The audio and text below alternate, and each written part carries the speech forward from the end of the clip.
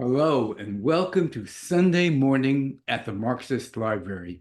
Before I start, just two quick notes. One is that the session is being recorded and it will be available on YouTube with a link to our website. And our website is ICSSmarx.org, and that will be up in the next few days.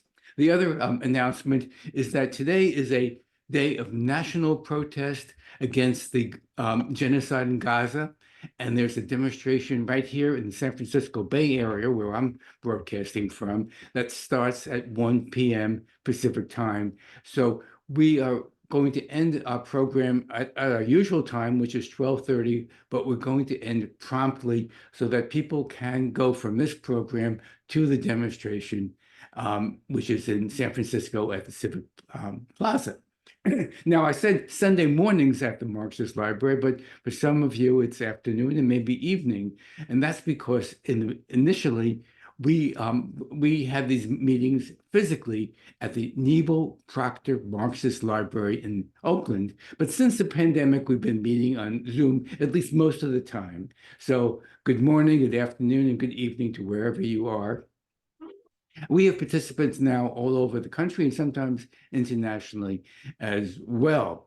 And we've been meeting for over a decade and a half every Sunday morning to have programs with a diverse presentation of topics such as the political economy, the struggles of the working class, the fight against imperialism and militarism, resisting racial and gender injustice, and other topics of interest. You definitely do not have to be a Marxist to either present or participate in our programs. However, we, and by we I'm speaking about the Institute for the Critical Study of Society, by the acronym ICSS, we're united in our respect for the work of Karl Marx, and we believe that his work remains relevant today. Our motto is taken from Karl Marx's 11th thesis on Feuerbach, and that is the famous quote, "Philosophers have only interpreted the world in various ways. The point, however, is to change it." And you can sign up for email notifications for future programs and view past programs and contacts us at our website. And again, our website is ICSS Marx, MARX.org, and we always welcome input, feedback, suggestions of topics, etc. My name is Roger Harris. I'm a member of the program committee, and we organize Sunday mornings at the Marxist Library. And before we start, I want to remind everybody that this is a comradely forum for political discourse and debate, and as such, we ask everyone to show the utmost respect for our fellow comrades. Our presentation today will take about 15 minutes, 45 minutes. We'll have a short break for announcements, and then we'll have a robust Q&A. And we hope to end, as I said, at 12:30 Pacific time promptly.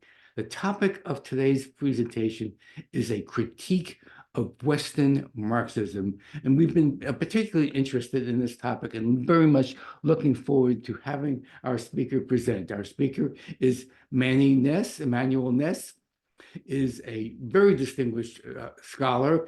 If I went through all his scholarly works, we would definitely impact the length of this program. So I'll just mention that he's a professor of political science at Brooklyn College, the City University of New York, and a visiting professor of sociology at the University of Johannesburg in South Africa. He has many, many books, academic articles, chapters, edited volumes of handbooks, etc. Amongst them are the latest book that he has is Migration as Economic Imperialism, which focuses on Western financial imperialism and the oppression of the global South. Amongst his other many books include Sanctions as War, that's a 2022 publication, Southern Insurgency, The Coming of the Global Working Class, that was in 2016, and the Palgrave Encyclopedia of Imperialism and Anti-Imperialism, amongst his other many publications. However, and he's also the editor-in-chief for the Journal of Labor and Society. However, Manny is not simply an academic. He is a political activist, He's on the executive council of the U.S. Peace Council, and he just returned from a trip to China that I was fortunate enough to accompany him on.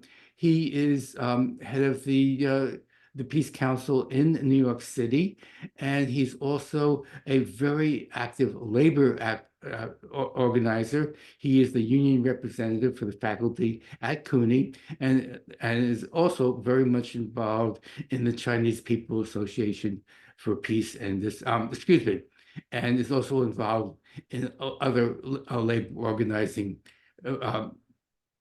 work. So with that introduction, Manny, it's all yours. I'll be looking forward to hearing your presentation. Thank you for that introduction, Harris. That was very kind of you, and perhaps too kind. I'd like to say that I accompanied Roger Harris on the same trip, and it was a delight to spend a time with him in China. And so thank you, everyone. Before I start, I guess it's part of my presentation, I would like to say that the paper originates from thinking that extends over 5 years. And many people in this room today have contributed to my thinking or rethinking over the last 5 years. And it's also a rejection of what I was taught as a, graduate student and beyond, in which my perspective was motivated by anti-imperialism and socialism.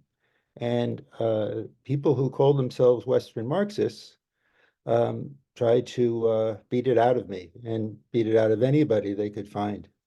And I think many others have experienced some of the same kinds of issues. So let me start by saying that I began writing this work and submitted it to International Critical Thought, a Chinese journal, and rewrote it. And I would love your feedback. So I'm looking forward to presenting. So thank you for putting that up. For more than a century, a trend within Western Marxism has been to retreat from endorsing actually existing socialist projects, such as the Soviet Union, and re-theorizing their significance in relation to capitalism. In this context, these scholars have begun to, in effect, reject imperialism as a driving force of capitalism, while obscuring the central regressive role of the US in particular. And so by that, I'm just going to explain. I'm arguing that there was a conjuncture that took place in the 1990s in which the whole notion of imperialism was challenged. And it was challenged in such a way that academics, left academics and so forth, including those who are in the Frankfurt School and people who consider themselves Trotskyists and beyond, had embraced to some degree, and some still do, the latter group. But so I began thinking about these kinds of issues, and the paper itself re-theorizes, downplays, and downplays the historical significance of actually existence. Let me restart.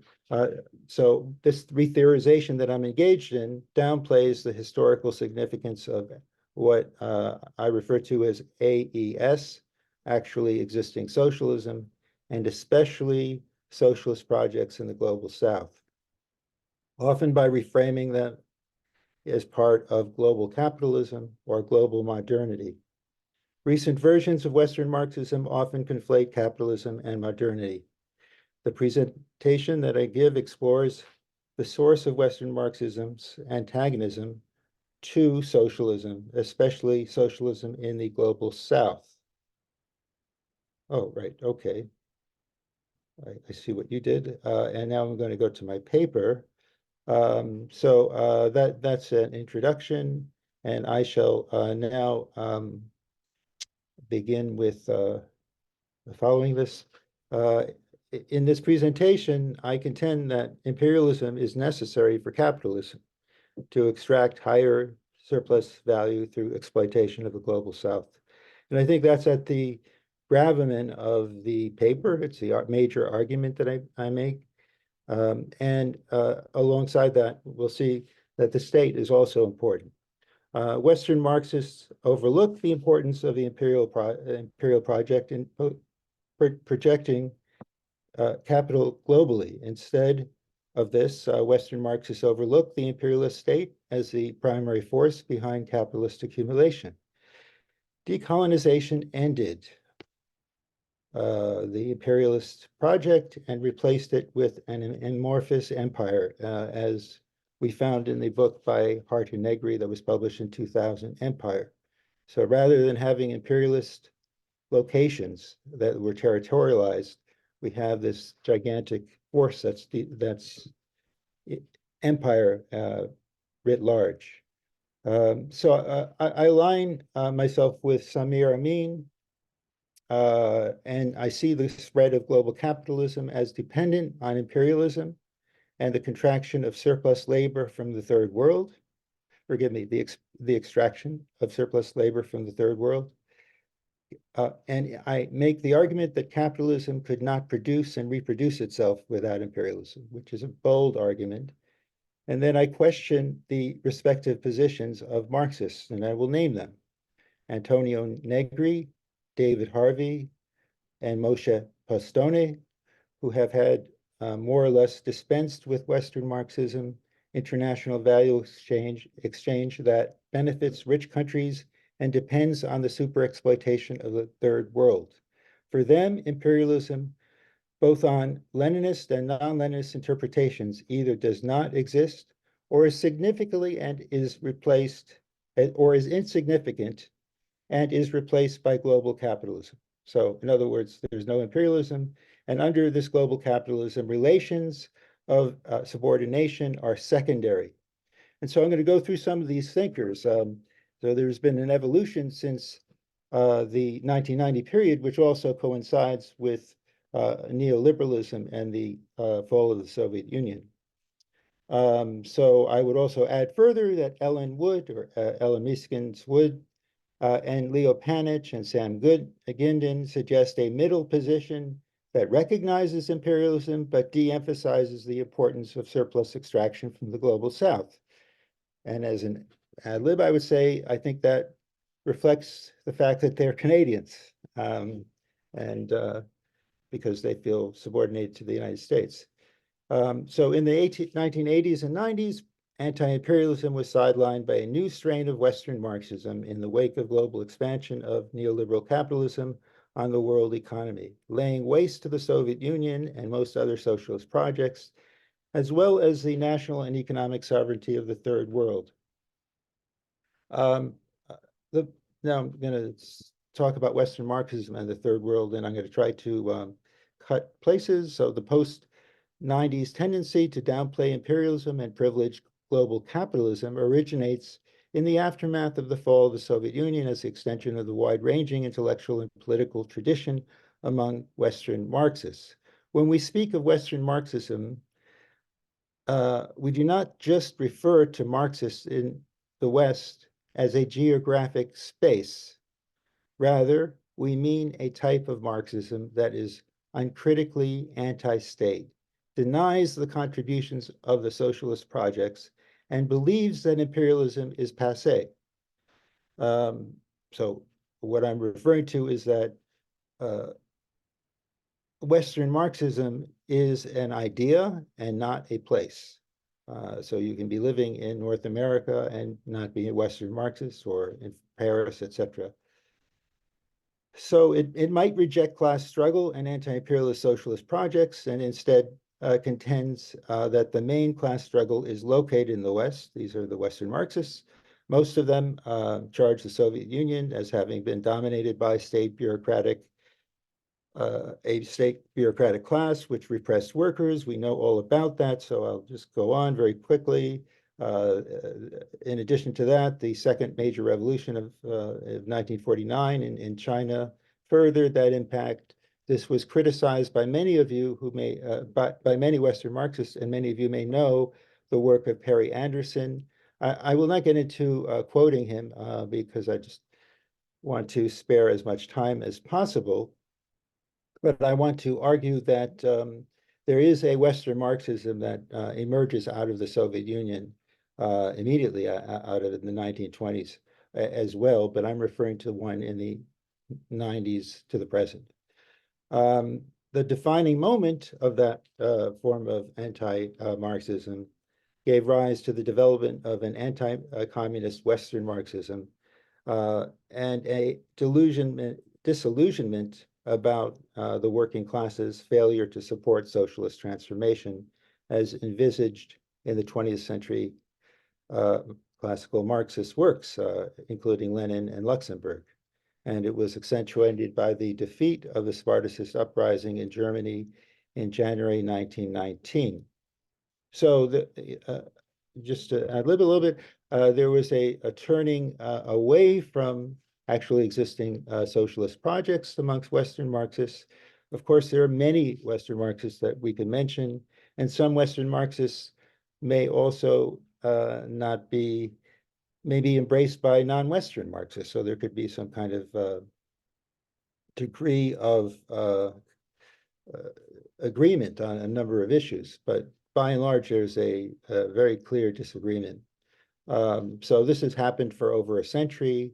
There has been an attack on actually existing socialism, or AES, and this has continued till this day. Something that some of my colleagues here know about is this notion that comes out of Hegel, the purity fetish, which believes that every form of socialism has to be pure and has to take place according to their dictates. And going back to some of the writers I mentioned earlier, Negri, Postone, and others, they understand capitalism as overly broad, and consequently it becomes impossible to actually conceive or envision a world beyond it. They've given up on capitalism, basically, on an idea of socialism. Because their ideas are completely divorced from existing institutions and movements, socialism for these Marxists is precisely what Hegel called the setting up of a world beyond that exists, God knows where. I'll say that again. We'll have to unpack that at some point. The setting up of a world beyond that exists, God knows where. Only God knows where. So as such, in the 1990s, the political sociologist Moshe Postone insisted that all forms of actually existing socialism were capitalist, and many others have and do, and the vast majority do, because they maintained a value form. And they also aimed for increased productivity. In effect, for many Western Marxists, capitalism became so expansive and socialism becomes so pure that it is not clear how it can even exist. In the USA, social democrats who embraced the humanistic ideas more readily than the revolutionary work of Marx opposed the Chinese, Indo-Chinese, African, Latin American, communist popular fronts in power, or seeking or have sought to defeat oligarchs, these movements seeking to defeat oligarchic and comprador capitalist classes supported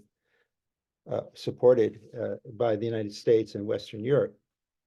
More often than not, First World Marxists expressed admiration for socialist leaders and projects that had been defeated by the West before taking root, including Chiapas, Chile, the Congo, Indonesia, and Iran, and one can go on to many, many more countries. Since the 50s, some Western Marxists have often aligned with imperialist states to support economic sanctions and war against selective countries they have viewed as authoritarian states seeking to impose free market neoliberal reforms, which would give rise to high poverty and inequality in Indochina, Iran, Iraq, Libya, North Korea, Somalia, Yugoslavia, Zimbabwe, and beyond. I hope people understand that.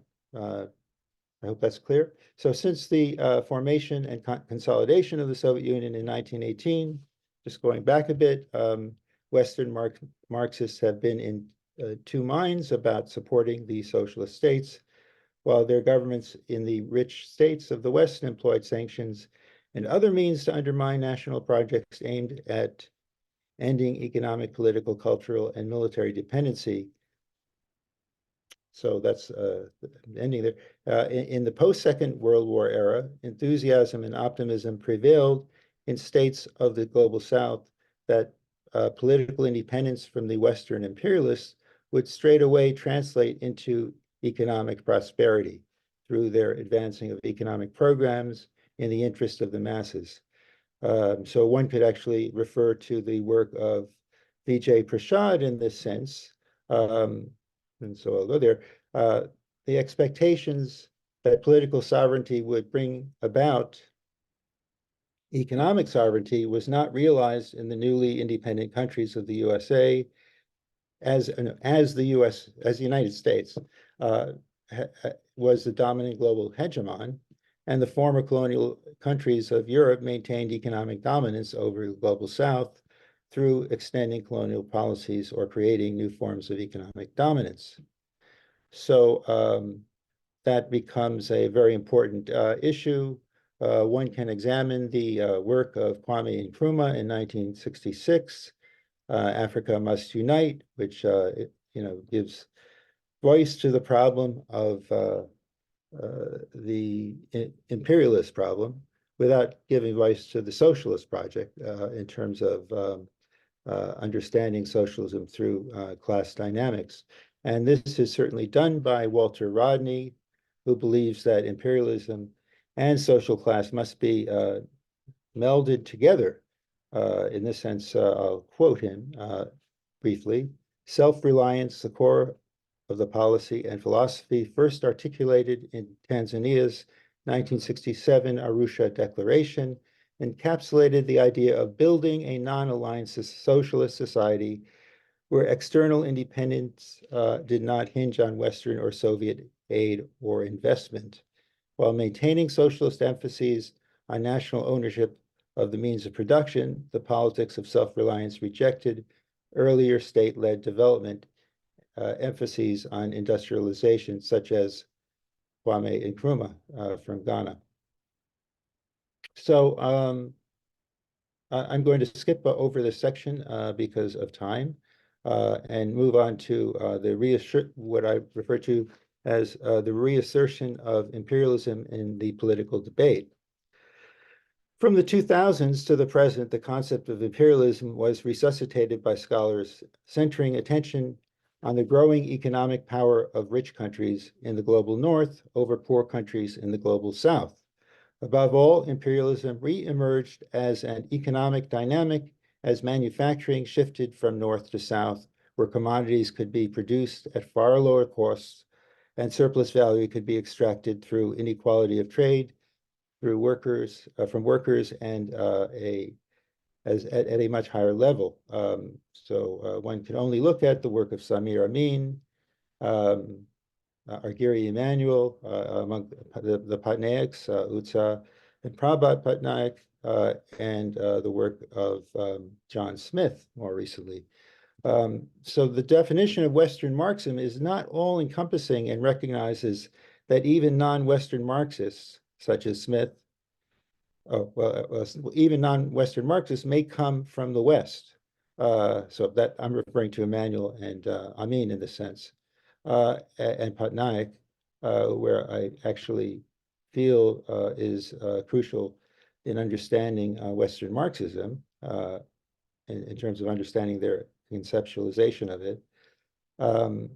Thus, what makes a Western Marxist has more to do with position than geography, analogous to what I referred to earlier and what Viren Murthy also does with respect to the treatment of Asia as an idea rather than a geographic space. The revival of imperialism research exposed the privileges of first world workers, the ones that they enjoy thanks to the 5 centuries of pillage of the third world. In contrast to Western Marxists, position that globalization, financialized capitalism does not require a nation state. The Patnaics maintain that, quote, the colonial state worked directly and exclusively in the interests of the metropolitan capital, while the liberal state works directly and exclusively in the interests of international finance capital, which is the lead actor at the current epoch, in the current epoch, from their work of 2016. And they also share Lenin's assertion that imperialism requires a state to expand and exploit the world for the benefit of workers and capitalists in the major powers. So I think this is something that is perhaps controversial, that you might want to take up. The position that I take is that capitalism cannot exist and expand without imperialism. That imperialism is the driving force of capitalism because of the surplus value, the unequal exchange that's referred to in the work of Immanuel and others, the dependency and so forth, in which you have a comprador bourgeoisie. So this is actually directly out of the work of Lenin as well. And so for Western Marxists, but in contrast, the idea of the aristocracy of labor may be controversial here as well, which might very well have been a key feature if Marx had written a Capital Volume 4. In my view, I think it would have been, is a hard lesson which denies their self-proclaimed active role in the revolutionary transformation of socialism and ascribes it instead to Marxist anti-imperialist revolutionaries in the global South. So what I'm saying is that I'm actually asserting that there is an aristocracy of labor. Some people have even called it a parasitic aristocracy of labor and have gone even further to say that there is no such thing as a working class in the West. Marxists were well aware of the benefits amassed by the global North's working classes from the continued exploitation of the global South. Lenin asserted that European workers were beneficiaries of colonial labor. From his 1907 work, I believe, What is to be Done? Only the proletarian class, which maintains the whole of society, can bring about a social revolution. However, as a result of the extensive colonial policy, the European proletarian party finds himself in a position when it is not his labor, but in the labor of the practically enslaved natives of the colonies that maintain the whole of society. So just skipping a bit further along. So I just want to, really focus on Patnaik's work, the Patnaik's work. Well, much of the literature on imperialism focuses on the contemporary transformation of economies in the global South through integration into global supply chains for commodity production. Patnaik and Patnaik demonstrate the decisive accumulation of surplus value. They show that whereas agriculture and natural resources are also produced in the global North and throughout the world using technological advances, the global South is exploited directly through pre-capitalist forms of labor exploitation, which are decisive for the global economy, more notably the use of cheap labor for the extraction of minerals and primitive capitalism, we can refer to it as. So these essentials for global production are more possible by inadequate subsumption of capital, as I just pointed out. By subsumption, I'm referring to the investment of capital and super exploitation of low-wage labor. And through mineral extraction, through agricultural extraction, through industrial extraction, through labor extraction to the north and beyond. And this is from Patnaik and Patnaik, 2021 book, which is challenged by David Harvey. Mainstream political economists contend that the center of the world economy has moved from an advanced developed core in Europe and North America to an undeveloped periphery in Africa, Asia, and Latin America, where remarkable economic gains have occurred. integrating the global economy, notwithstanding the global South's subordination. And the global economy has produced a periphery of manufacturing industries, which advanced capitalist nations rely on for the production of commodities.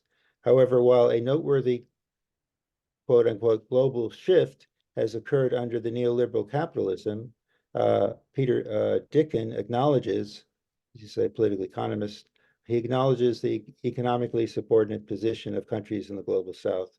I think it's undeniable. I go through a whole bunch of Western capitalists or political economists who make the argument that um, imperialism is very important to the advancement of capitalism, even though they don't actually make that claim. I'll just make a point. Western imperialists, through plundering natural resources, including the environment in the global South, has been crucial. Accordingly, this plays into the claim that the adversary is not Western imperialism, but capitalism, neoliberalism, and financialization. And you see this throughout the socialist literature and throughout the socialist and Marxist debates. It's not imperialism, it's not the West and Western capitalism, it's capitalism, it's neoliberalism, and it's financialization. But where does it come from is an important question to raise. I'm just wondering, how many more minutes do I have? You're doing fine, Manny. Okay. It, it's 11 o'clock Western Pacific time, and so you know, this is a complex thesis. So please go on and Okay. And I'm skipping a lot of unravel it. parts. I'm skipping a lot. So I will continue to skip. So the next idea is the perspective that there is a necessity to have a state in order to advance capitalism, that capitalism can only advance through the state. And this is something that actually some leftist and mainstream scholars might even agree with. But I most certainly do. And so that there's no kind of ethereal idea of this capitalism that exists without any kind of human action except for stock markets and exchanges that flow to the lowest, makes water flow to the lowest level and kind of automatically take place without anyone having a role in that process. And I would suggest that Western Marxists take that position, including David Harvey. So Western Marxism comprises a range of ideologies which are informative in political philosophy, but as a whole lack credibility and concrete authenticity as a practical means to seize state power. Ultimately, Western Marxism stands in opposition to socialist endeavors to overturn the capitalist state and replace it with a socialist one. So they're working with the capitalist class. It is not possible to establish, they believe, it is not possible to establish enduring socialism without grasping state power, and I believe, and instituting a socialist program opposing the bourgeoisie. And here I am actually taking from the work of Domenico Lacerdo as uh, expressed through Gabriel Rockhill, who has read this manuscript. So I just want to, pay a lot of tribute to Rockhill for translating and editing the work for Monthly Review, which will be coming out in August, I believe. I hope everybody gets a copy of that book. I think it will be very important and ignite a debate. So Domenico Lacerdo, who is a Maoist, and he believes that it's religiosity, Judeo-Christian religiosity particularly, which is the foundation of Western socialism. It is embedded in, and in the end times, it is embedded in the end times, upheld by the self-proclaimed communist Slavoj Žižek, again, referring back to Gabriel's work, living in end times, a prediction of a final countdown, that's me, toward the end of capitalism. Zizek's language is permeated with an ideological leap of faith, using terminology like Armageddon for the stage, which will ultimately lead to communism. Rockhill criticizing Zizek. And Rockhill reveals Zizek's fondness for neoliberalism, neoliberal capitalism and imperialism in a blistering overview of his life and work.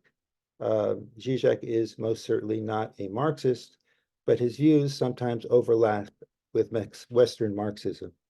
So some people might take issue with that, but so it's somewhat contradictory. So he has some element of Marxism in his contribution, and yet at the same time, one cannot really consider him a socialist or a person that believes in socialist revolutions in the third world. So I want to situate him and also note that this discussion transcends various fields and, philosophy, political economy and sociology and beyond, history, geography. And so you can look at it in different perspectives depending on where you are situated. So the unmistakable defect of Western Marxism is clear in this critique. The challenge of the intellectual basis of communist utopianism as rooted in the opposition to science, where Frederick Engels has underscored in Socialism, Utopian, and Scientific, which you all know, or if you don't, I'd be happy to explain. And this is actually, I want to digress a bit. Engels' work is despised by Western Marxists. I would argue that Engels is the bogeyman almost of Western Marxists. Yet at the same time, they disregard Marx's very clear understanding of the necessity to move toward socialism and that it is possible and so forth. And he's always looking for ways to do so. What Western Marxists tend to do is pick and choose what aspects of Marx they will focus on, and that becomes the Marxism that they favor. I remember being at a lecture with Ira Katznelson, who I disagree with, where he said there are 5 different types of Marxism. This goes back a long time ago, but that actually was very interesting, and I also disagreed with that in many ways. But I think what he was suggesting is that it depends what kind of Marxism you can swallow, rather than understanding Marx's core work, which I would suggest and argue very strongly is Capital, all 3 volumes of Capital. So going back to the 90s, again, the construct of imperialism was significantly diminished and disregarded by Western Marxists, who viewed the rise of globalized neoliberalism as superseding the state and the hegemony of the first world. And by here again, Harvey comes into play. William I. Robinson comes into play. I forget his first name, Slobodan, who just wrote a book, comes into play, and many, many others. Western Marxists jettisoned the monthly review schools, notably Barron and Sweezy, who assert that private capital is dependent on imperialist state accumulated profits. I think that says it all. That was published in 1966. Instead, they stressed the imperative of a global capitalist market that did not require an imperialist state to extend, but thrived on the withdrawal of the state from capital controls. This is actually referring to Harvey's work in juxtaposition of the work of Barron and Sweezy. Forgive me, yes, Barron and Sweezy. So they're arguing, Harvey's arguing, absolutely, it's not imperialism, it's just capital moving to its lowest level, like water does. So again, I'm going to repeat these Marxists, Antonio Negri, Michael Hart, Moshe Postone, as well as others. They paved the way for dismissing the significance of the working class, the third world, and the idea of socialism, which had gained currency in the post-war era. Of course, all of these were replaced by neoliberalism, neoliberalism's dominance over the world and the demise of the state as the instrument of social transformation, as they think. We might find a tendency in these Marxists to naturalize the experience and ideology of neoliberalism in which capital appears to subsume the state, as opposed to the other way around. In place of the state, global capitalism and neoliberalism emerged as the primary force, as Marxists and left academics retreated from the significance of imperialism and exhausted the significance of imperialism as an exhausted concept. I don't know how many more minutes I have. So I'm going to move to another concept, Western Marxism, neoliberal capitalism, the imperialist state. I'll try to be as brief as possible. For globalists, which I conflate as Western Marxists, classical forms of imperialism are irrelevant and replaced by a world neoliberal capitalist system where the dominant force is capital advanced by a quote-unquote transnational capitalist class. That's William I. Robinson, or where the dominant force is represented by a logic beyond class. That's many of the cultural theorists. Globalists reaching an apotheosis in Hart and Negri in 2000, adamantly reject the state's significance in the imperialist system, arguing instead that the global economy is the state is structured in a self-perpetuating system of capitalist dominance and fluidity, which is decentered and does not require territory or U.S. imperialist power. Absent from the global capitalist empire perspective is the fact that the neoliberal state is reproduced in the image of the United States, imperialist free market capitalism. In large part, this view is in accordance with that of a segment of Western Marxists who do not consider imperialism to be a global phenomenon and regard the enemy as capitalism, not the capitalist state and imperialism, and capitalism in the end. So First Worldism has produced a litany of books on a global capitalist system governed by market change, financialization, and trade, where capital flows to the lowest level, as I said previously. Not surprisingly, Marxists who view the global capitalist class as a nebulous social force, devoid of corporeality, do not consider nation states and global institutions as locations and spaces for class contestation. The adversary is global capitalism, and the international capitalist class and resistance to the capitalist hegemon is by some kind of amorphous and classless form that protests occur without political organization. Decisively, the question of who constitutes the working class is impenetrable and may include one and all in opposition to Hart and Negri's vague capitalist empire. There is a middle ground level. Ellen Meskin Woods. I don't want to skip her, but I'll just say that I think she's important in her work. Meekson's would, because she gives a middle level where she believes that absolutely an imperialism exists.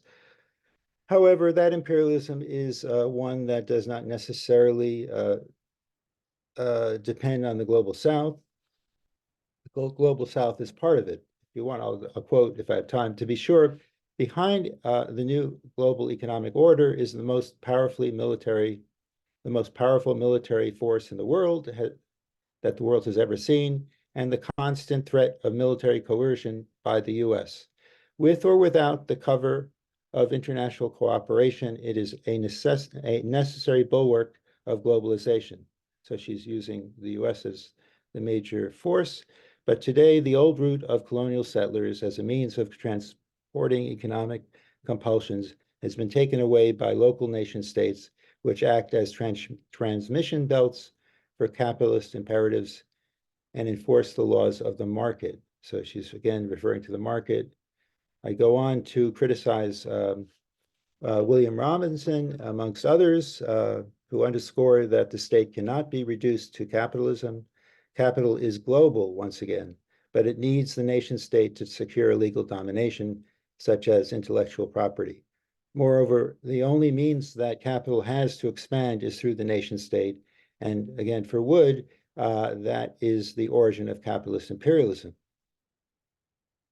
Capitalist imperialism differs from other types of imperialism because it seeks to create the same system, capitalism everywhere.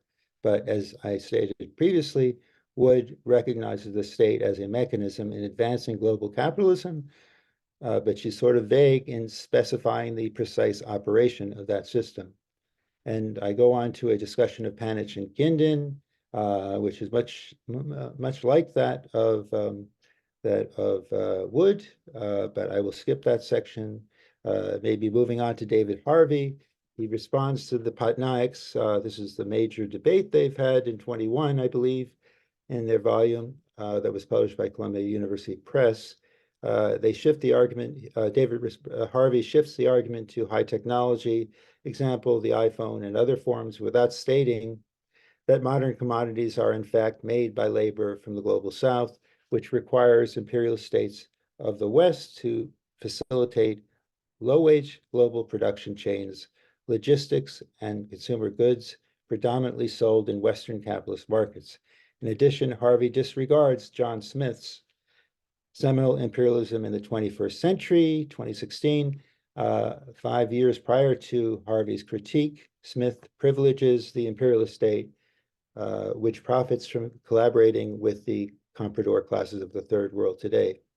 I can quote him. I also say that he is a Trotskyist, and he does take a position that is very different and one that is in line with the argument that he would probably not be considered, in this context at least, a first world capitalist or a Western capitalist.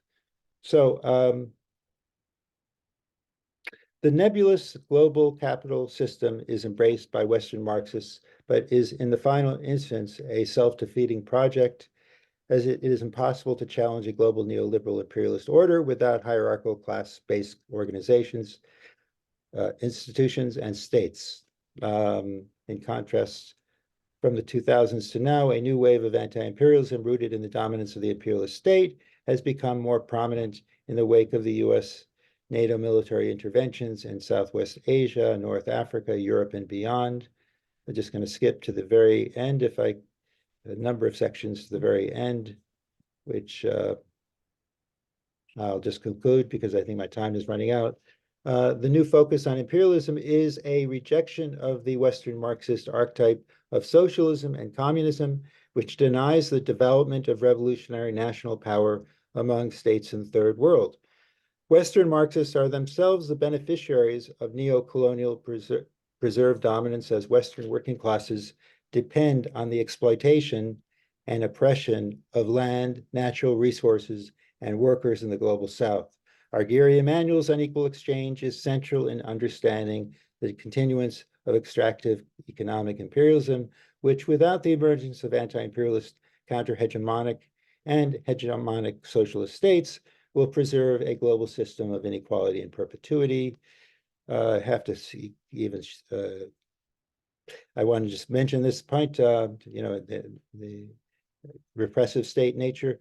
Francis Stoner Saunders, in Who Paid the Piper, provides evidence that Western counterintelligence has falsified much of the evidence in the post-Second World War era in which Western Marxists depend on. This means that we should not underestimate the tremendous economic, cultural, and social power of what the Western media. Skipping along, when third world socialist states oppose imperialism, they encounter major resistance, as must at times change tactics and strategy. As Mao Zedong taught us, at times we must ally with opponents to further the struggle in the long run. Skipping right along, socialist anti-imperialism must be firmly rooted in the history and contradictions of material conditions and the historical development of capitalism. However, they also must understand the underlying causes of unintended consequences and the requirement to support imperfect projects against Western imperialism. Actually existing socialism, Transnational organizing is essential to building an international working class movement, but it is impossible without recognition of the global divide and unequal exchange between the global North and South. Western Marxists and leftists must conceive of class exploitation as primarily a global divide, which can only be addressed through concrete political organizations. In the present era, economic imperialism is expanding as the global South is the center of global production and supply chains, and it is vital for international capitalists, primarily domiciled in the North, to advance surplus value. I want to skip even more. That was the conclusion, but I'll just give you the last one. Today, there is an intense need for political and social organization. Neoliberal capitalism has advanced free markets and individual responsibility on a world scale through the proliferation of private ownership and through neoliberalism and its multilateral agencies, requiring the withdrawal of the state for participation in the world capitalist order. The anti-imperialist left in the global South must rebuild the organizational power which has been crushed since the 1960s by the hegemonic free market, backed by violence and military power in every facet of life. In particular, the global South requires strong, resilient socialist, anti-imperialist organizations willing to take on the dominance of the free market project by the United States and its allies. We must also struggle against rapacious forms of nationalism, which divide the third world rather than unify opposition to neoliberal capitalism. However, moments of national liberation are central to building class-based revolutionary movements, as in the global South. And so I'm just going to end it there and say that I think we should conceive of the world as potentially as one that should move towards socialism and will move towards socialism. And we have been sidetracked for the last century or more by Western Marxists, especially during the last 40 years, 30, 40 years. Anyway, at that, I will end this presentation. Thank you very much for giving me that time. Thank you so much, Manny. That was a very, very challenging and profound discussion. I'll be looking forward to the Q&A because there's a lot for us to unpack about the role of the state and the role of Western Marxists and the role of existing socialism. But first, let me make some announcements about upcoming programs. Next week, on the 21st, Jack Rasmus will be returning to the library. Jack, as many of you may know, is a local economist. He teaches at St. Mary's College in the Bay Area, and he has a PhD in political economy and is a major commentator on the current political economic situation.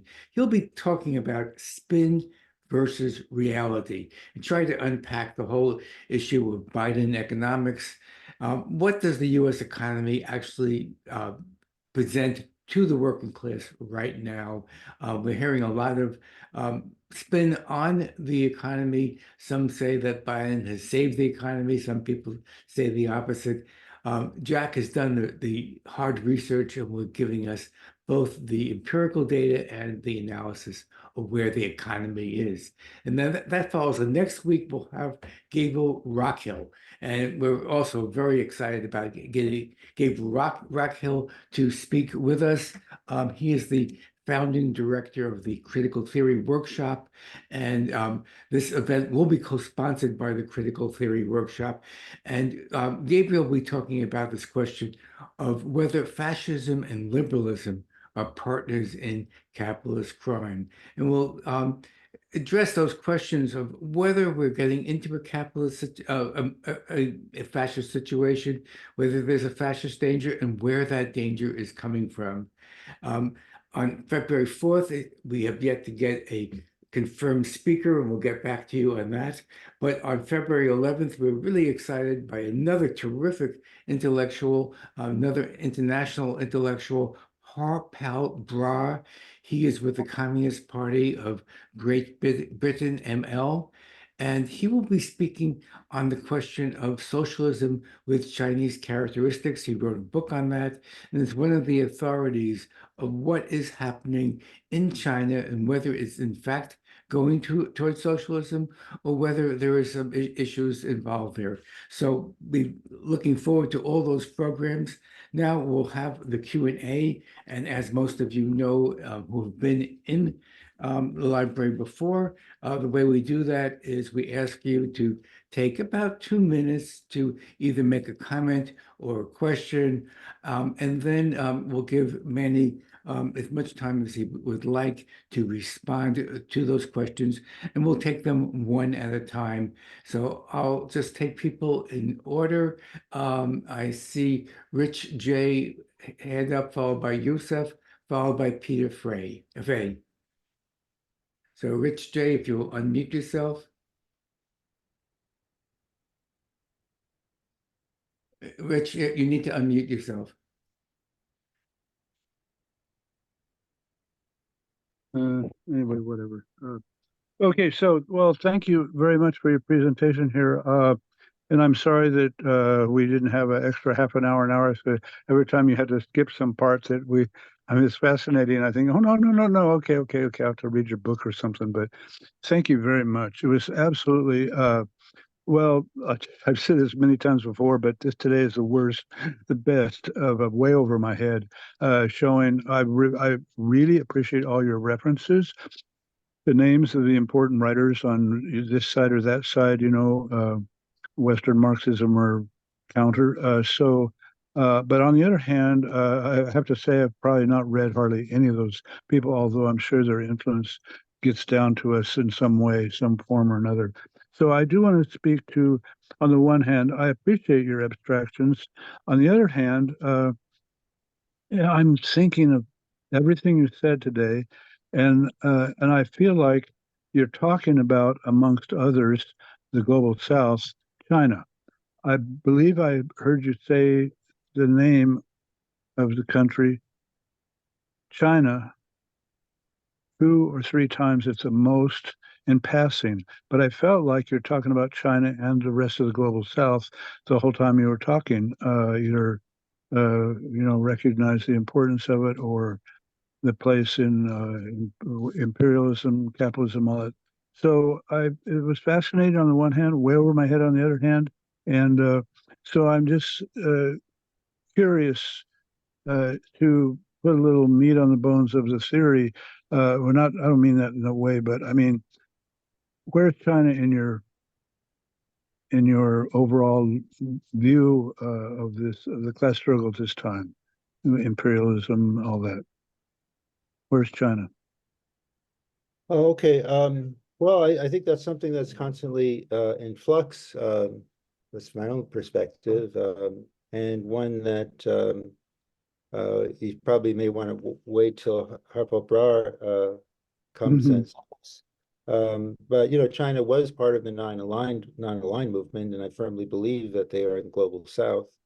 Its labor force produces manufactured goods, probably 50 or more percentage of manufactured goods for the global economy in the West.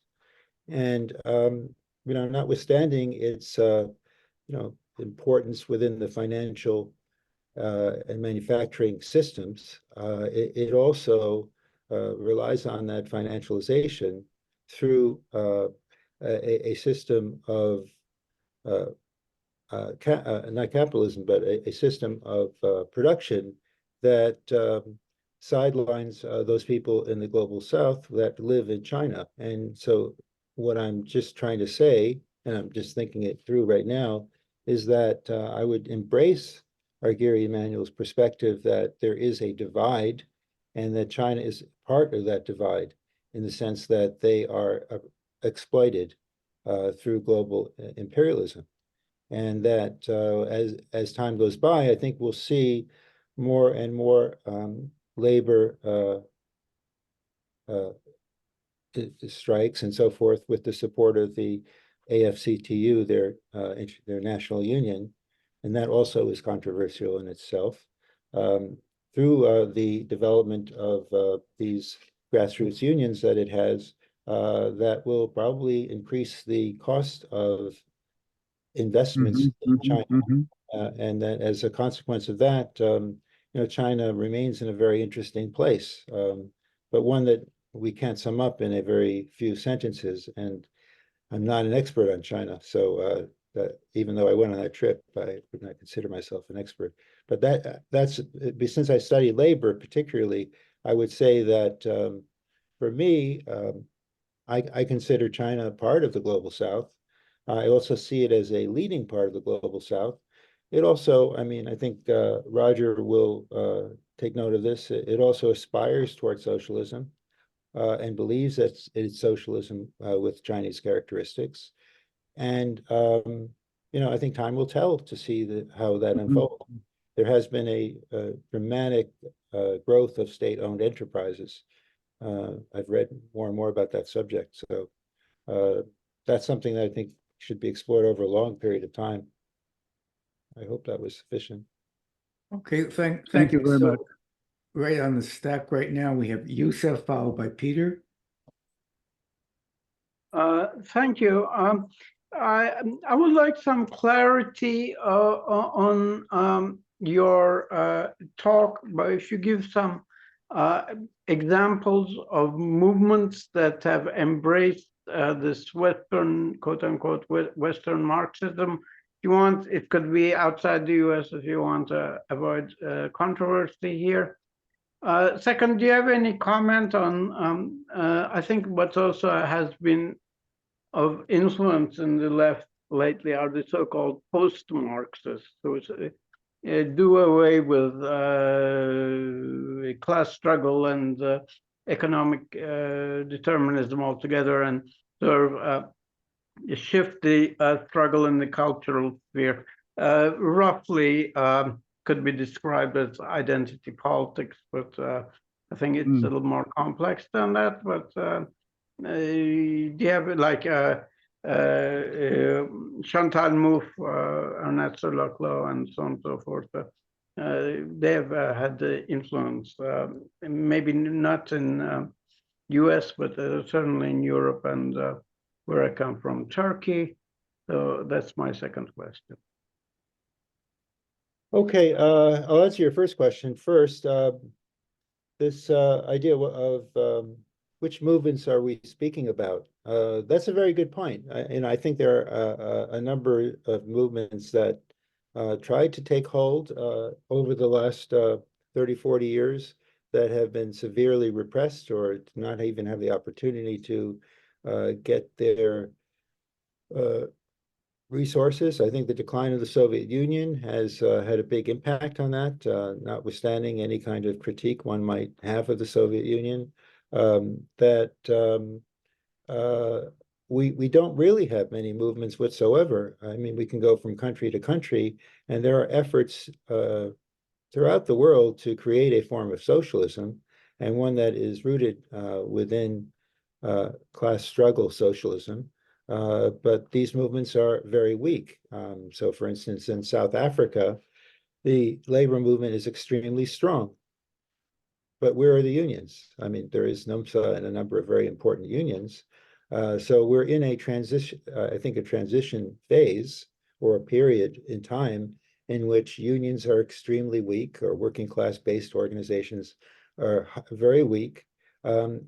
Notwithstanding, actually, I'll go back to the previous question by Rich, notwithstanding China and South Africa and a few other locations around the world, and this guy picks up on Beverly Silver's work, Forces of Labor, that, for instance, South Africa has a very strong and robust workers' movement, but where is the organization?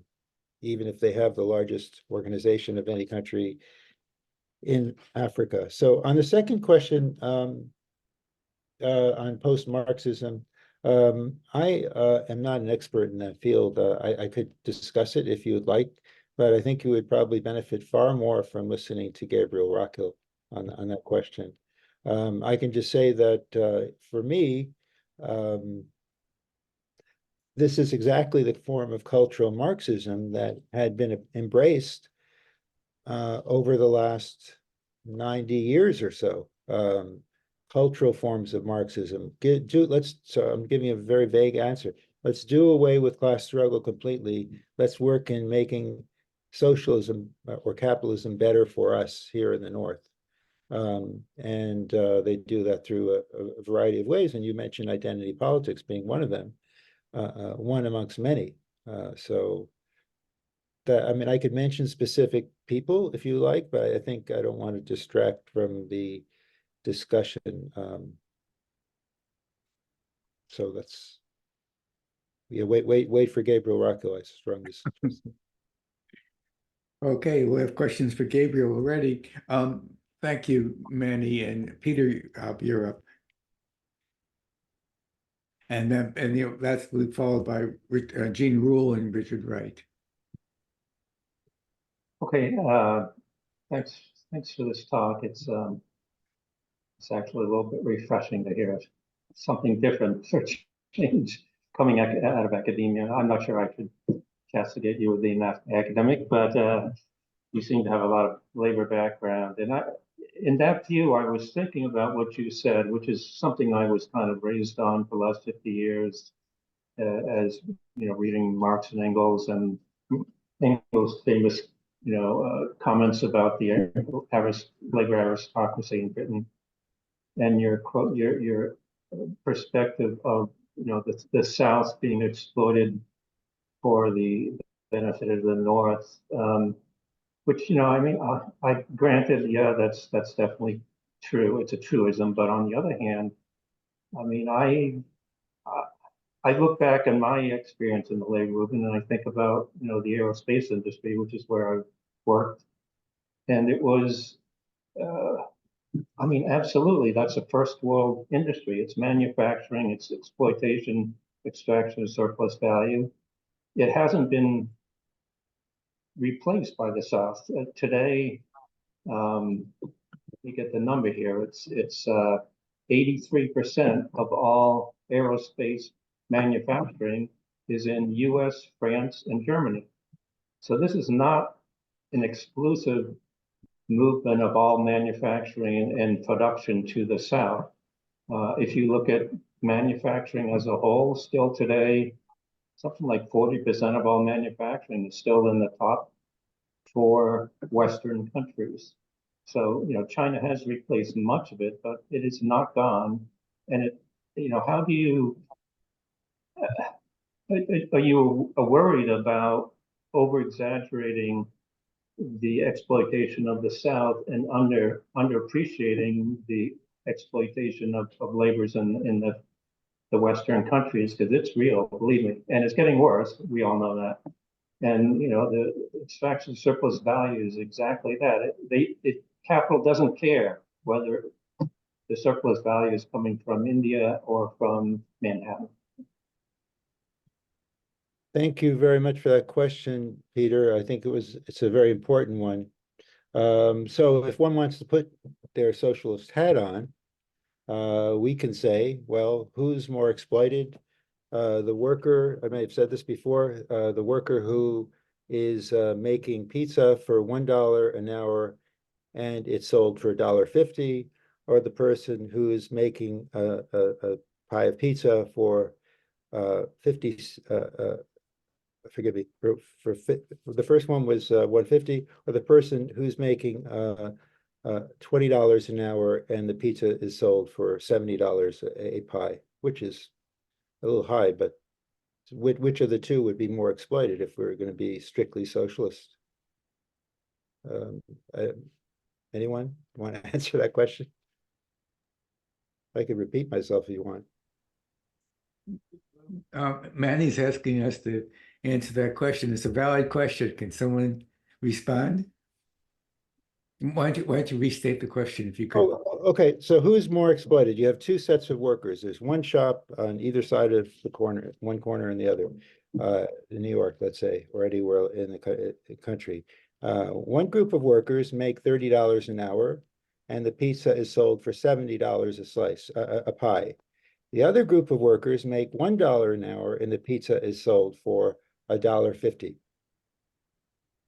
Well, that's rate of exploitation. That's rate of surplus value. So it's 40 over, I'm sorry, it's 50 over 10 in one case. I'm sorry, 50 over 100 in one case, and what is it, 30 over 70 in the other. So, I mean, that's a mathematical expression, simple. So the cheaper work is being exploited more because of the ratio of surplus value.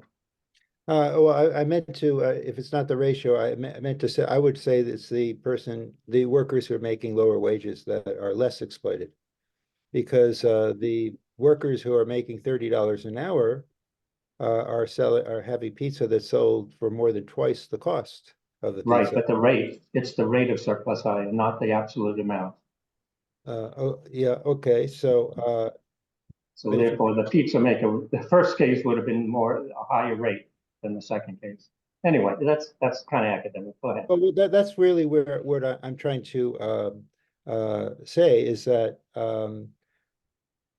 what is happening, and you're correct, is that there is a lot of exploitation, if you want to call it that, because going back to the question of subsumption of capital or capitalist investment, that there's far higher levels of capitalist investment based on so many different indices. So for instance, foreign direct investment, most foreign direct investment does not go to the global south, it goes to the north. What I was really trying to convey in this discussion is that yeah, there's a lot of workers in the global north, but they're getting paid very high wages, especially the ones that you're talking about in aerospace. If you go to other sectors, I would still make the same case, but to a lesser degree. So if we're saying that there is foreign direct investment that's flowing into the aerospace industry where workers are making a couple $100,000 a year, yeah, okay, that's happening. I don't see that to be a very high level of, potentially of exploitation. But, once again, one has to compare the socialist perspective, strictly socialist, with one that is, the abstract with the reality. And the reality is that most investment goes to the global north by far, and a small share of it goes to the global south, and that workers in the global south, as a consequence of the limited investment of capital or subsumption of capital, primitive accumulation, if you will, are highly exploited, and many of these workers are the subjects of the profits, the high levels of profits that people in the global north make. I'm using the term people as opposed to classes. Okay. We may need to go back to that one, but Go back to it, yeah. next person on my stack is Gene Rule, followed by Richard Wright. So Gene, if you could. I think you could see me and hear me now, I hope. Okay, well, thanks so much for coming here, Manning, and I appreciate your talk very much. But I have to add, I was going to say something about, China and Cuba as actually existing societies, and maybe you want to say more about that, but the point I wanted to make in that regard was that these actually existing societies have actually solved many, have dramatically improved the condition of the working class in terms of guaranteed jobs, guaranteed housing, guaranteed education, and so forth. And I think this is something that is extremely important. In terms of what the Western Marxists have been saying, I just have difficulty, making sense of what they're saying. And I tend to appreciate the monthly review school of Marxism, and that's where I've learned much of my own Marxism. But I wanted to just talk a little bit about this little book, Why Women Have Better Sex Under Socialism, and by Kristen Godsey. And she makes the point that, well, in socialist society, in capitalist society, she compares I guess, East Germany with West Germany after the transformation there. And she said that in capitalist societies, men and women are subject to this rat race. They have to worry about all these material things and so forth. And though they may have a lot of material things, none of it is secure. Whereas in the socialist countries, life is secure. People enjoy a much more guaranteed standard of living and therefore have better have time to enjoy sex more. So I just want to know if what your thoughts on that might be. Many are Yes. muted. First of all, I think you're absolutely correct with respect to the question related to actually existing socialism. I mean, even in Eastern Europe and the Soviet bloc, people are so nostalgic about the past, even in places like Poland, where the cost of living has skyrocketed. I've spoken to people who said, well, the old times are far better than they are today. They may not say that publicly, but if you walk down the street with somebody, just anyone, they'll just say, well, we now have to buy our apartments that we basically lived in for free in the past, and so forth and so on. I also want to add to that the notion of democracy in the West is very different from the notion of democracy in under actually existing socialism. Whereas in a place like China, there's a very high level of local democracy that supersedes virtually any place I've been to. On the question of women and sex, I don't really, I can't answer that question. It's out of my remit. Very good Somebody answer. else asked that. I don't, I mean, I don't, what should I say? I don't know whether No, that's fine. But well, thank you. I had something else I wanted to mention, but I forgot. because I'm not a woman, I'm not going to say anything because I don't think it's. Well, presumably, if women have better sex, men do also. But with that's another. We needn't go into that. Gene, maybe you might want to quit while you're ahead. If I'm ahead, I'll quit. Yes. Okay. Next up is Richard Wright. Yeah, yeah, we've got a couple women with their hand raised. Maybe they can answer that question. There's a lot to go over here, to be honest with you. There's far more to go over than a couple of minutes. For one thing, well, I won't get it. I take a different view on the surplus value, rate of exploitation, that kind of stuff. I don't want to get into that. But what did sort of intrigue me was you brought up the historic pattern of the decline, if you will, of Marxist analysis over roughly the last, shall we say, 50 years, basically as long as I've been alive. And I guess my question to you, and this may be a little bit related to it, there's a difference in socialist, the perception of socialism in this country versus the perception of socialism in, say, Western Europe, not to mention China and et al. I guess my question centers around the 50-year. We seem to be purging Marxist analysis from the campus. I know my mentor, who was basically at Old Dominion University, basically ended up leaving the university by virtue of his being the Marxist economist on the staff. And supporting things like DSR, I'm sorry, it escapes my mind right now. Students for Democratic Society, SDS. And it seems to me that there's been basically a purge of Marxist intellectuals from college campuses. And it's gone, very, very, very much unspoken. Very, I mean, now it's reached the point where you're getting these women from even private colleges that are being excommunicated. Could you maybe talk a little bit about that? Thank you.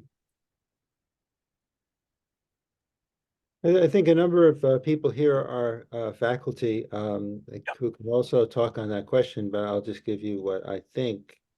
First of all, with respect to Western Europe, I would say they're social democracies at their height, and that's, if you read the work of H.W. Edwards, an obscure political economist from the 1970s and 80s,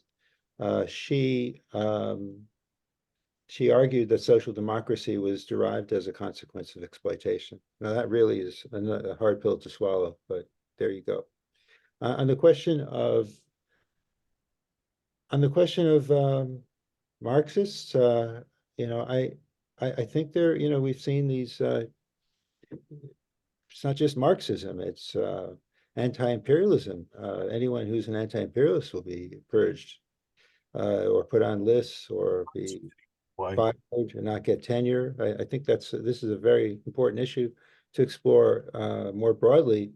But if we look at people who are Marxist-Leninists, I don't call myself anything because the proof is in the tasting, as Marx said. I think that forget about it. I once told a student that I was a Marxist-Leninist. He said, "There's no such thing as it. There are no Marxist-Leninists in universities." Well, there's a degree of truth to that. I said, well, I guess I don't think that's true, but I think there is a degree of truth to that. So you don't even get to be listened to. You don't even get to the door, as far as I'm concerned. I don't know if anyone else, would it be okay for other people to answer, Roger, because I might not be the best person. Sure. I think probably in respect to the people on the stack, we should go through the stack. But we sent, that's our usual way of doing that. And then also the chat is a very good way of adding comments and responding to questions as well. So in terms of the stack, Karina, I think I saw your hand up. And now it's down. So did you want to go, or should I go on to Raj? That's okay. My question was answered. Thank you so much. Okay, thank you. Just say that it was an excellent talk, and I'm really looking forward to reading the article, Manny. Thanks. Raj, you're up now. Yeah, Manny. So I wanted to comment a little bit on the Marx's work and Lenin's work on imperialism, Marx's work, which leads towards development of monopoly capital. In the third volume, Marx shows the tendency for the profit rate to fall. And then later on, he asserts that actually does happen, so it's not a speculation on part of Marx whether it happens or doesn't happen. It does happen. And imperialism is the monopoly stage of capitalism. In other words, Lenin himself in his work says that it is the moribund stage of capitalism. And so when it arrives there to reassert its profit rate, because profit rate and accumulation are two things that define capitalism, and they're in contradiction with each other. As accumulation increases, profit rate has a tendency to drop because capital cannot be easily applied and so on and so forth. The 3 volumes of Capital, you have to read carefully to understand that. So imperialist thesis of Lenin, definitely, and then Lenin developed thesis State and Revolution. So clearly, I'm substantially in agreement with you. You mentioned John Smith, and John Smith is correct that there is a transfer taking place, but his mechanism of transfer was at odds with what Marx and Lenin wrote. So that's where I disagree. I think it's basically the transfer of value from high labor intensive industry to low labor intensive, where the high level of machinery investment is involved. That's the mechanism is transferring surplus from the third world to the first world. And even within this country, within one country, from labor intensive, like fast food workers, I mean, the maximum, they're the maximum labor value produced there, and then transferring that labor onto machine intensive industry. So that's how I see this. So there's not. I think this is the mechanism of transfer. So today, one question that follows from this, if you may disagree or comment on it, but the question that follows, the way I see it is substantially the world is getting divided in this, that that's the West, G7 represents really the finance capital, monopoly stage of capital. Whereas BRICS, for example, broadly speaking, is still largely the industrial production capability there. And that's the fight taking place between the two sides. Would you care to comment on all that I've said? I may have made mistakes, so I'd like to hear what you have to say. Thank you. Well, Raj, I don't think you make mistakes. You have positions, and I respect them all. I agree with you about John Smith. I mean, there's a lot of books that you want to read, but you skip a couple of chapters. And this is in no way to diminish John Smith because he's a good guy, but I think those chapters are just not accurate whatsoever. His critique of Marx on the question of transfer of wealth. So I agree with you. I'd also add a point that I made in the presentation about Lenin. I think his importance is actually underestimated and underappreciated by Marxists on the question of imperialism, because he's written extensively on the subject. And the question of parasitism comes up over and over again in his latest writings. And I think that we really need to recognize that. He was headed in a direction that is probably in keeping with what this presentation might have, if you like this presentation, would have said.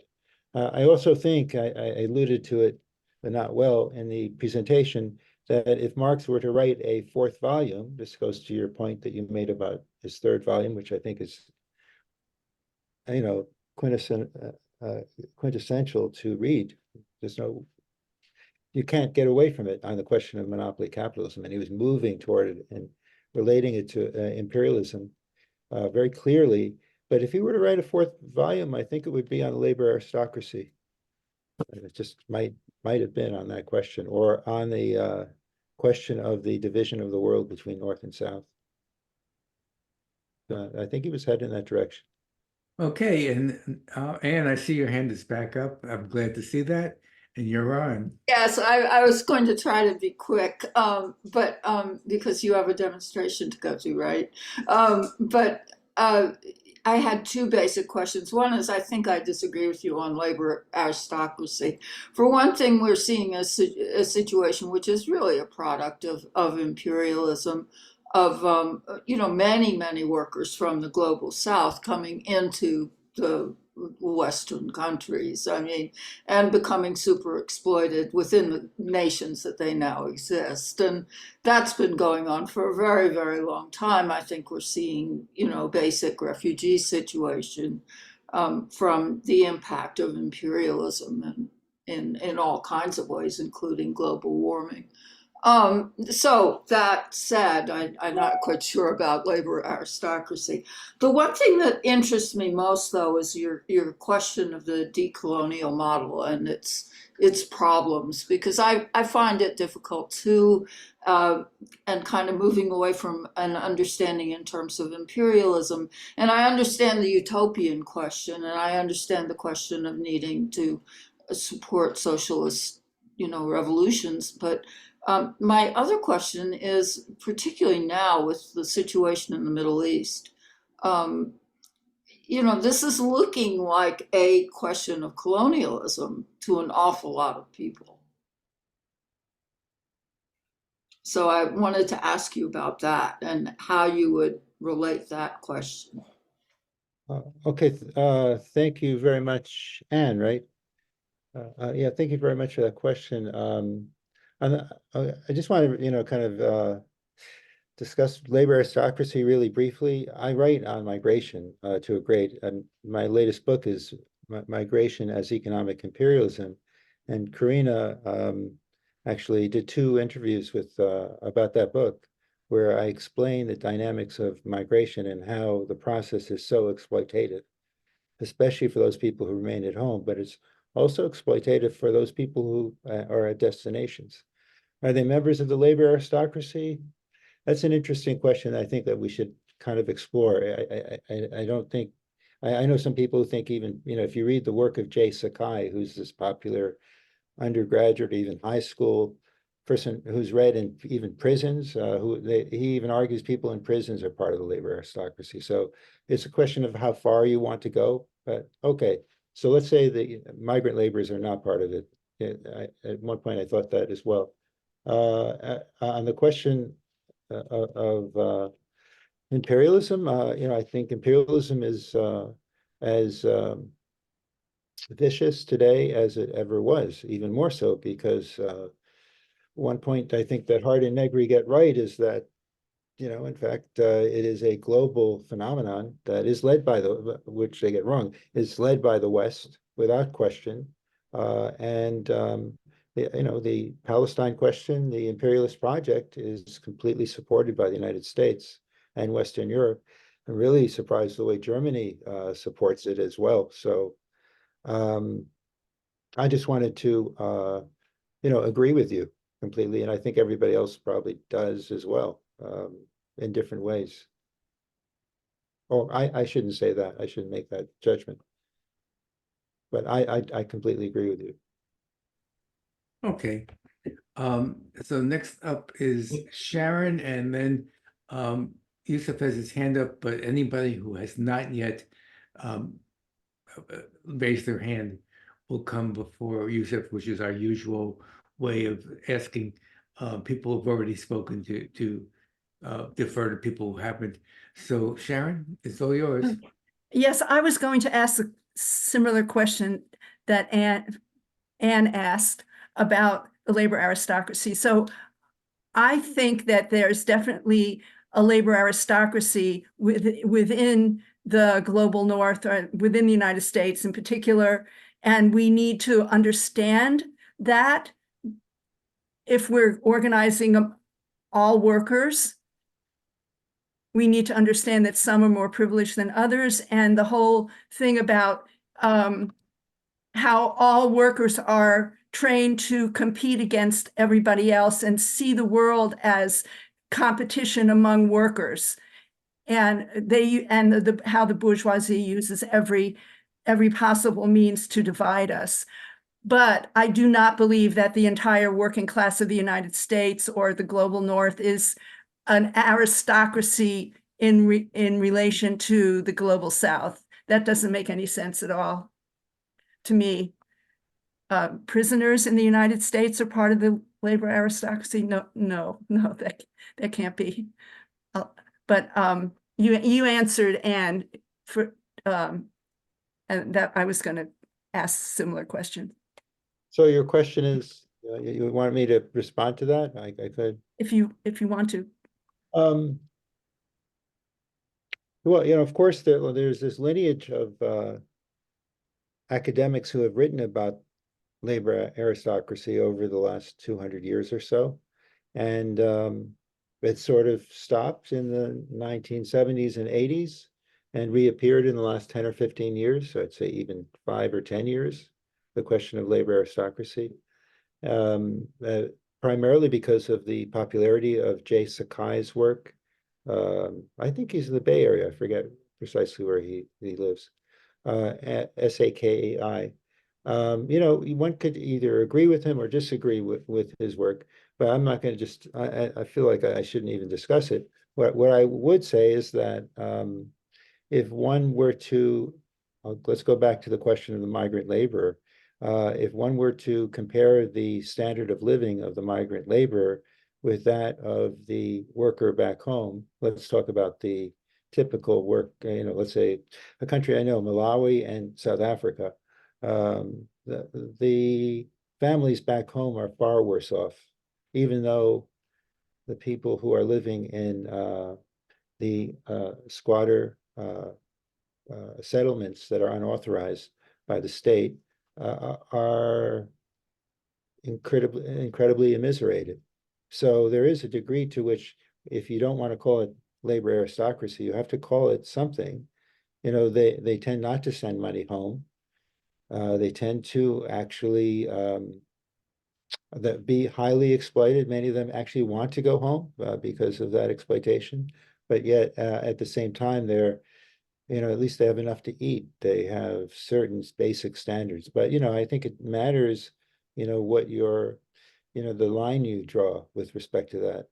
On the question of the social democracy question, I think is an interesting one that really made me think a lot about the degree to which social welfare is linked to the labor aristocracy.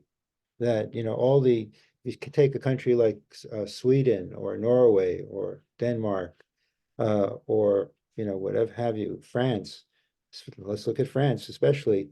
The level of standard of living is far higher because of imperialism.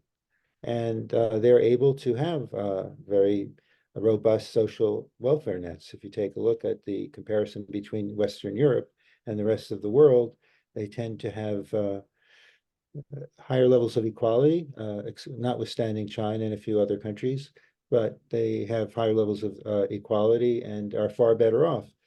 How they got better off is, I think as a result of 500 years of imperialism.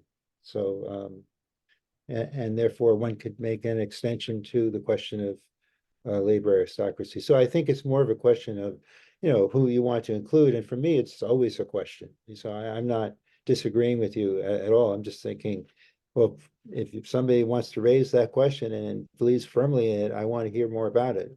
And I think that's what we should all be trying to do. I find it very hard to believe that a person in a prison, I agree with you, is part of the aristocracy of labor.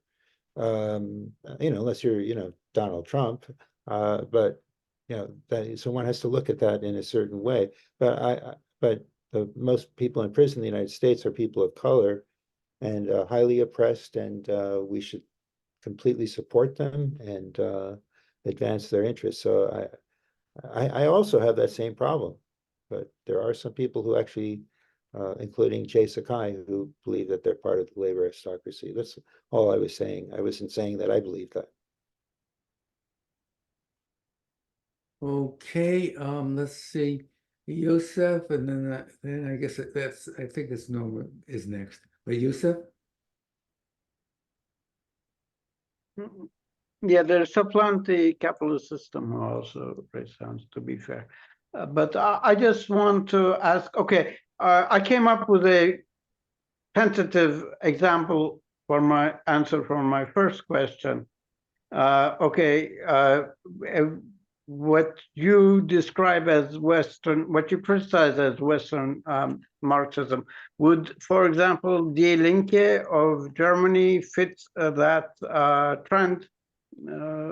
If not, could you give some other example that would of a sort of significant party that or semi-significant party that would actually advocate the type of policies you criticize?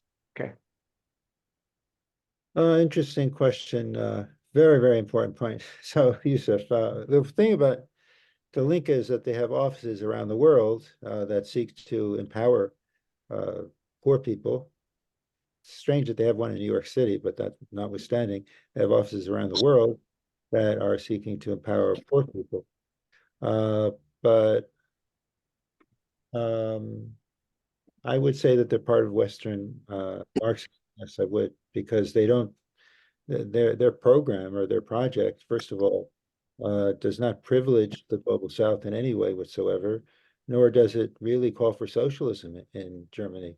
So, and also the party is just about falling apart, the last I've heard, but that's sad. Or maybe something new will be born. Who knows? But so I think one would throw the question back to you. What do you think? You know, my opinion is yes, they're part of Western Marxism, squarely part of Western that tradition. They're interested in the same kinds of things. If you go to their conferences, they're interested in worker cooperatives and how we can, you know, I mean, they have people like what's his name, Alperovitz, I forget his first name, who does worker cooperatives. Gar. Gar. Gar, right. Thank you very much. Who considers anybody who owns a condo to be, you know, basically a socialist. I think that's bizarre. So I just, and he goes some, just saying. Okay. Thank you. Do you want to respond, Joseph? Well, I don't know the people you're talking about. I followed Die Linke a little bit, but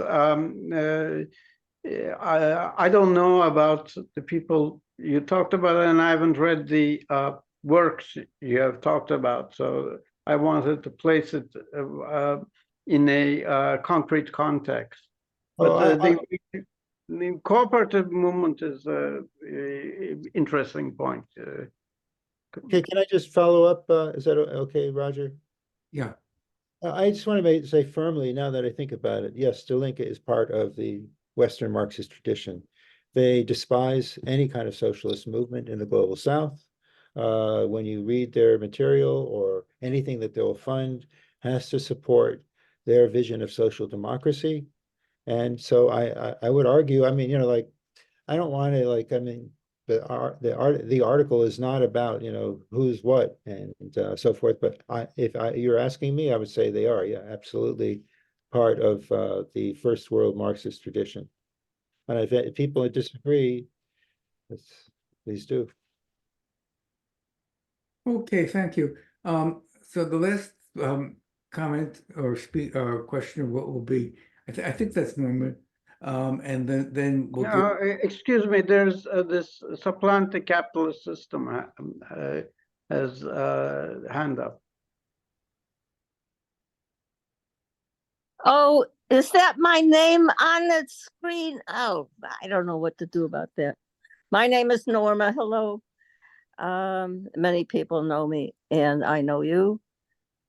Of course, this presentation was extremely well received. We like it a whole lot. Thank you. I'm speaking to the speaker, but Yusuf's face is what's showing on my screen. It needs to be observed that the institutions of capitalism are everywhere. And so if you have labor, it's an institution of capitalism as such. If you have this, if you're talking about the schools, they are the institution of capitalism, the church, the banks. You think of it, the layout of the city streets and the ways we're supposed to live.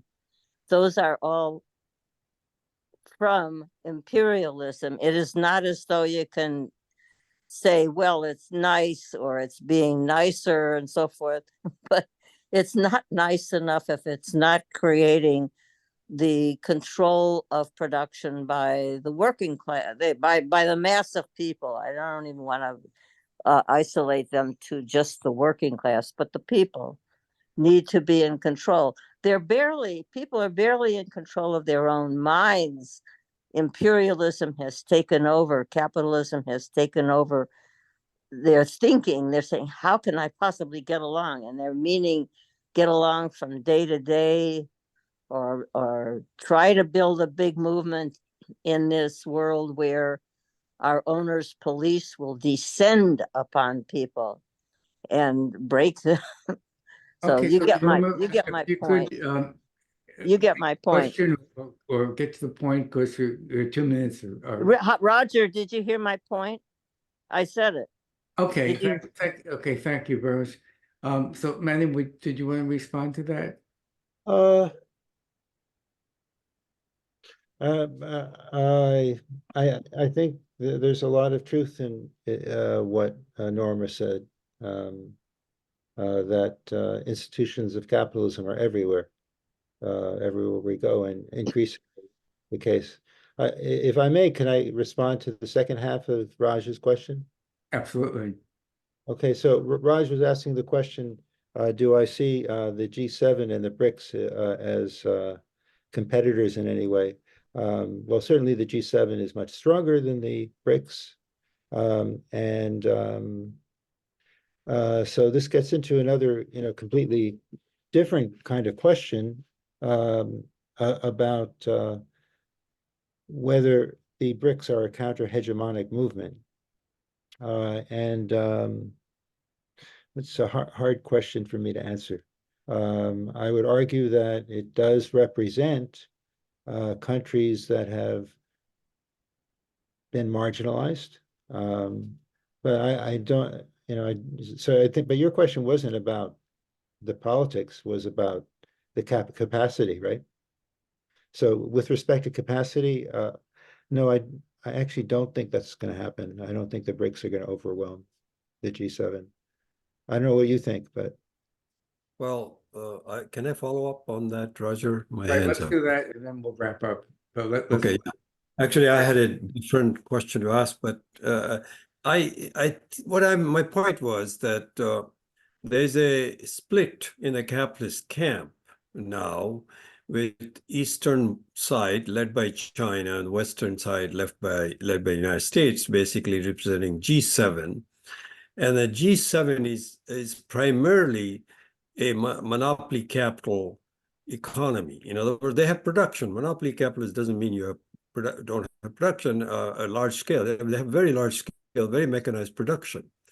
But surplus generation is a mechanism which they extract surplus out of the third world labor. In other words, larger part is now coming from third world labor because that's where the surplus is being produced.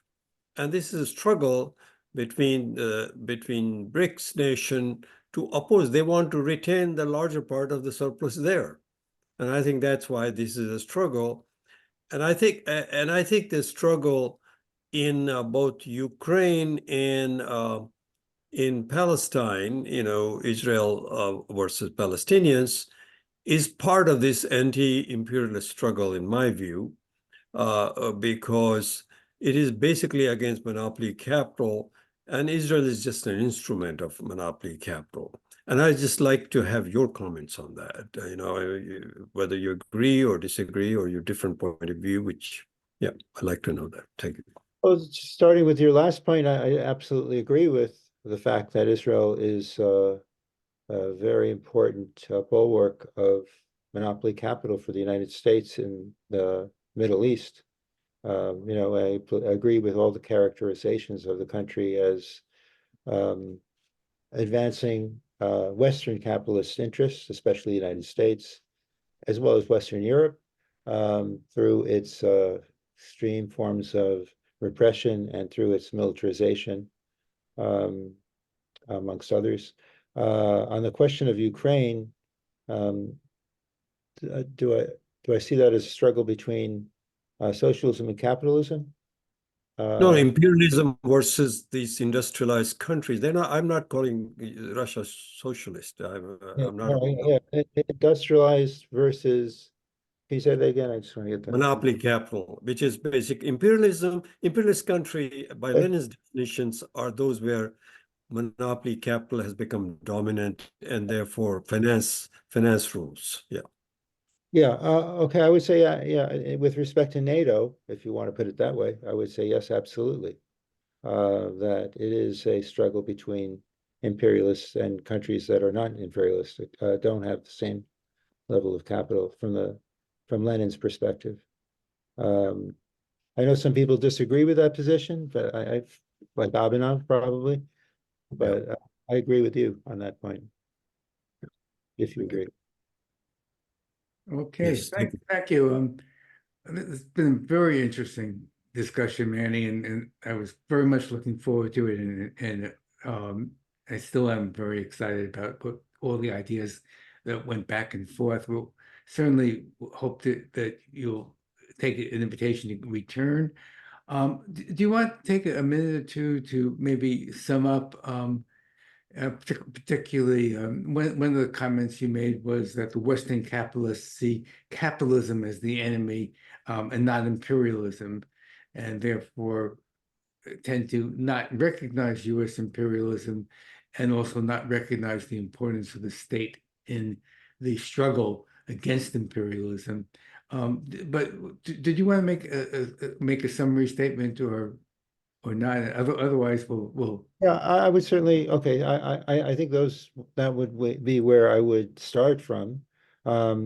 First of all, with respect to Western Marxists, it is an idea rather than a place, and it is primarily in the West, however, but you'll find a lot of non-Western Marxists in the West as well.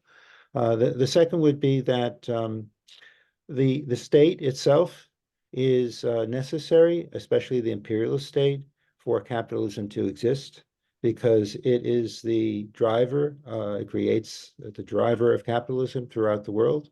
This was the case, I think, for the last several centuries, especially in the last 2 centuries, where the state is absolutely necessary for capital to expand. And you can see this with respect to the pre-colonial era and the post-colonial era as well. There is a perspective that dominates the Western Marxists, and this again is focused on the post-80s and 90s period, that argues that the state is no longer important to fight against, that we're fighting against some kind of amorphous force that's not even capitalist in some respects. It could be the enemy, the people who are repressing us in some way or another, without being really clear about what is the primary force behind that.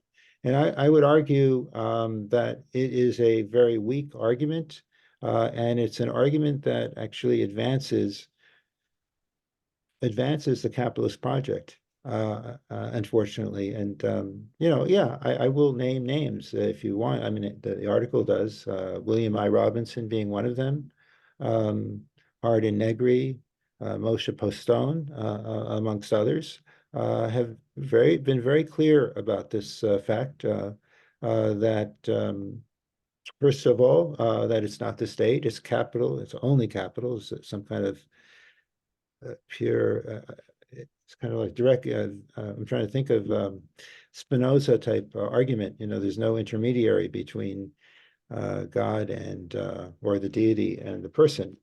They don't believe that in some respects. So I think the intermediate, I mean, you absolutely need the state for capital, and capital, I think it's very important for me to say this as well.